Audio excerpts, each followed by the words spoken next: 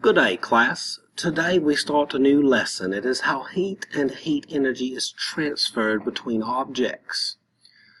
The learning target today is to identify, illustrate, and explain how heat is transferred by three ways. Those three ways are conduction, convection, and radiation. You'll remember when I taught static electricity that conduction was also a way to charge an object by touching. However, this time when we're talking about conduction, it will involve touch, but there are two other ways. It will not be induction or friction. It will be convection and radiation. You should know that heat can be transferred through matter by collision of atoms, through radiation that facilitate convection or currents. Heat. What is heat? Heat is thermal energy that flows from something at a higher temperature to a lower temperature. So I'm going to ask you on a test or a quiz. Does heat flow from high to low temperature or low to high? A lot of students get confused because they put ice in a Coke thinking the ice transfers cold energy, which is a form of heat energy, to the actual Coke. That is not how the Coke cools down. What happens is when you put ice, which is a lower temperature, into a Coke, heat is drawn out of the Coke to melt the ice, thus lowering the temperature of the Coke. That is also how your air conditioner in your car and your house works. A transfer of energy, the amount of heat transferred depends on the difference in temperature between objects. I will not play this video, but if you would like to open up the PowerPoint, you can. Heat transfer. Look at the two pictures. Why does A feel hot and B feel cold? Well, if you look at A, the liquid is a higher temperature. If you look at B, the liquid is a lower temperature. As stated before, heat travels from hot to cold. So in figure A, the heat in the liquid is hotter than your hand, so the heat is transferred from the liquid or container to your hand, making it feel hot. In figure B, the temperature of the liquid is much colder than your hand. Therefore, your hand will lose heat and transfer heat to that liquid, making that object feel cold. That seems counterintuitive, but a big point I want to make is heat will flow until temperatures are equal. Please add this word. We call that, when the temperatures reach equal temperatures, we call that equilibrium. Say equilibrium. So what is a thermal conductor? Just like an electric conductor, thermal conductors conduct heat easily. Most metals not only are good electrical conductors, they're also good thermal conductors. They transfer heat very well. The engine of a car gets very hot. This pan will transfer the heat energy very well, and copper can carry heat energy very well. A thermal insulator. Insulators reduce or prevent the transfer of heat. Non-metals like wood, plastics, fiberglass, and air are good insulators. Think about the containers you put your cold and hot liquids in, these thermoses, these koozies, emit. Even this cooler has air between those two pieces of plastic, which make them good insulators. They don't transfer heat very well, so they can keep objects warm or keep objects cold. They are good insulators, but poor conductors. All right, the three modes of heat transfer. Say them with me. Conduction, convection, and radiation. So heat is transferred in three ways. Today's primary lesson is about conduction.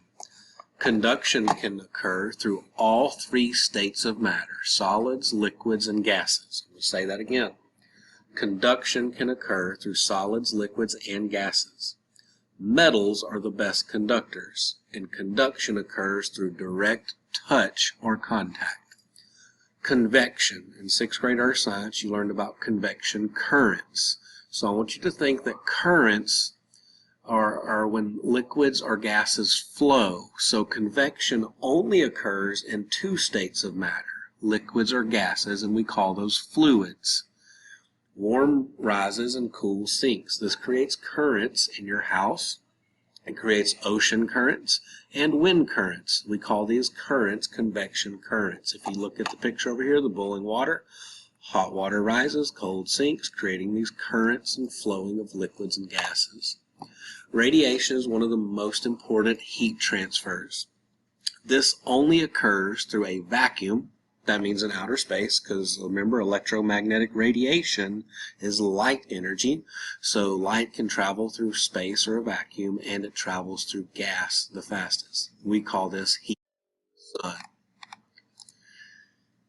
Conduction. When you heat a metal strip at one end, talking about the left right here, that heat will transfer all the way through this metal object, excite those molecules and particles, and increase their kinetic energy due to vibrations.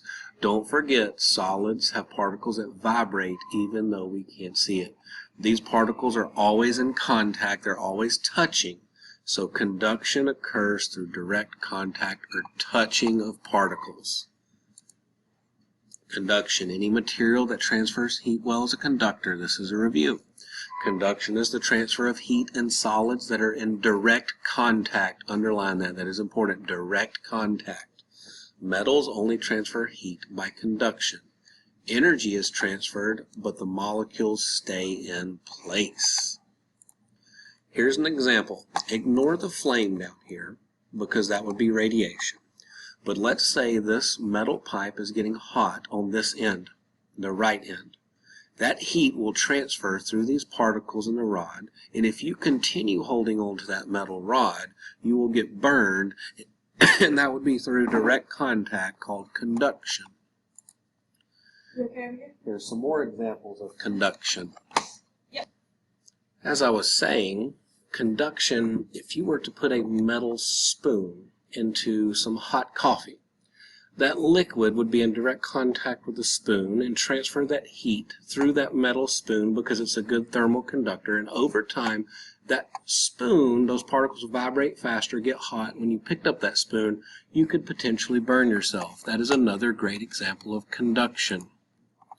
Another example, a cheeseburger. You cook the meat. Some people like to put the cheese on the burger while they fry it in the pan. However, some like to put the cheese on the burger after they remove the patty out of the pan. And that cheese touching that hot patty will cause it to melt. That would be through conduction, direct contact. Again, if you have a question on a quiz, we are not worried about the flame right here not touching the object because that's radiation. The conduction piece right here is we have a metal pan. And those particles are touching each other and they are conducting heat. And then because this food, it looks like some eggs with shells, that would be weird to cook them that way, they are cooking due to direct contact with that pan's surface. This portion of the picture would be conduction. Again, if you leave a fire poker in the fire too long and it is metal and it does not have a rubber or plastic handle, that heat will transfer up that metal tong or fire poker until it burns your hand. That is through conduction. Today's lesson is concluded. You should have your notes filled out, and at the bottom it'll ask you to draw 3 good examples and illustrate conduction at its finest. Tomorrow's lesson will be about convection and radiation. Again, it'll be another YouTube video, and I expect you to take quality notes, and then there will be a reading assignment that goes with the textbook on page 280. You can start that if you finish everything else early.